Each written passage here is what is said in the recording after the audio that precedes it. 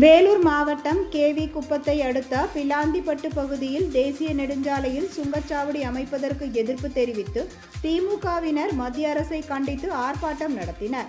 இந்த ஆர்ப்பாட்டத்தில் பொதுமக்கள், விவசாயிகள் என 500க்கும் மேற்பட்டோர் சுங்கச்சாவடியை முற்றுகையிட்டு மத்திய அரசை கண்டித்து கண்டன கோஷங்களை எழுப்பினர்.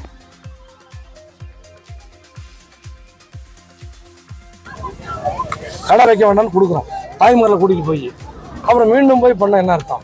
இதெல்லாம் கேட்டு இன்னைக்கு அதிகாரிகள் இடத்துல ஒரு அதிகாரி வந்தார், ஓப்பன் மைக்கில் அறிவிச்சிட்டாரு, இந்த கடை இங்கே வைக்க மாட்டேன்னு சொல்லி அறிவிச்சிட்டாரு. எடுத்துருவோன்னு சொல்லியிருக்காங்க, எடுத்துருவாங்கன்னு நம்புகிறோம். எடுக்கலைன்னா தேர்தல் வந்தாலும் பரவாயில்ல, தேர்தல் எனக்கு பெருசு கிடையாது, நாங்கள் தேர்தலில் நிற்க போகிறோம் தான். தேர்தல் அரசியலை விட மக்கள் நலன் தான் எங்களுக்கு முக்கியம்னு எங்கள் ஐயா சொல்லியிருக்காரு. அந்த அடிப்படையில் தொடர்ந்து மதுபான கடை புதுசாக என் மேற்கு தொகுதியில் எங்கேயுமே திறக்க விட மாட்டேன்.